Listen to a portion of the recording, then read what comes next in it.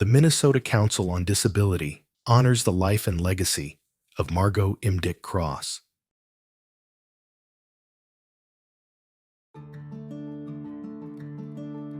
Margot.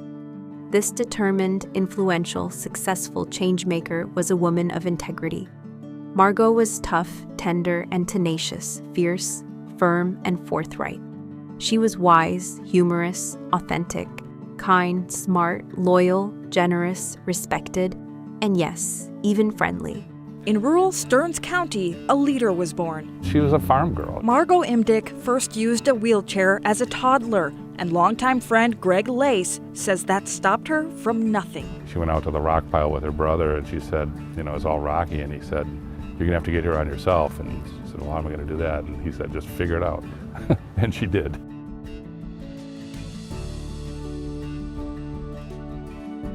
Margot never, and we mean never, backed down when institutions, cultural norms, governments, businesses, stadiums, or anyone or any entity created barrier after barrier to access. Next we have Margot Imdieke Cross, who's had the title of Accessibility Specialist since 1987 with the Minnesota State Council on Disability, where she has worked for over 28 years. In this capacity, Ms. Cross, a certified access specialist and wheelchair user, provides technical assistance, training, and community insight on state and federal access requirements, emergency preparedness, civil rights issues, and disability awareness. Most notably, Margot served as a Minneapolis Civil Rights Commissioner for 11 years, served on the Board of Directors of Access Press for 7 years, and served as a member and chair of the Minneapolis Advisory Committee on People with Disabilities for 20 years. Margot was also the first recipient of the Charlie Smith Award. Her steadfast resolve led to her being a highly respected disability rights advocate and renowned ADA building code expert. She routinely outsmarted discrimination and beat back ableism. She educated and argued, spoke out and influenced.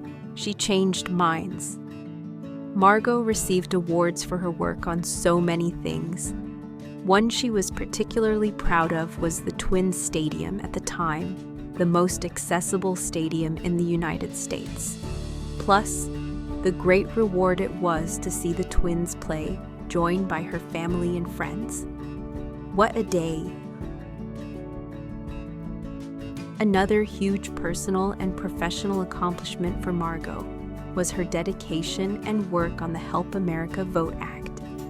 She worked with Secretaries of State Mary Kiffmeyer, Mark Ritchie, and Steve Simon. And true to her way in the world, Margot helped America vote.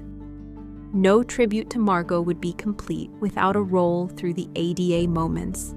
Margot was at the forefront of the disability rights movement, attending the historic signing of the Americans with Disabilities Act in 1990. And so many of us experienced such injustice in just trying to live our lives. We have to safeguard our rights.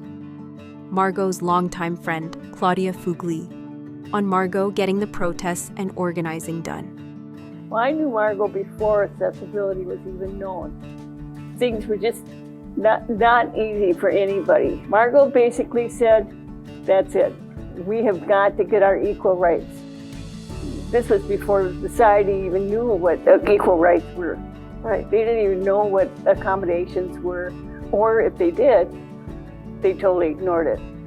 She gave us the call to say, it's time. It's time for us to speak out. And she coordinated a lot of the rallies, the protests. And one thing that always stuck in my mind was, she always would say, you fight for your rights. Don't be afraid of what you're doing. And you're doing it for everybody. And don't back down. And back down she did not. It was a momentous day, July 26, 1990. Margot and her mentor, Justin Dart, attended the signing of the ADA in Washington, D.C. The work had paid off. Let the shameful wall of exclusion finally come tumbling down. In closing, we thank Margot, and of course, in true Margot style, she thanks the ADA. Thanks to the ADA, and congratulations to the advocates and supporters who work so hard to make our country more accessible to people with disabilities. The future is in front of us. We need to help shape it. But we can't leave you without a classic Margot moment. It's nice that folks are looking after each other, and that's a really, but again, just put in the curb cuts. I'd rather do it myself. But then I'm kind of an unreal cuss.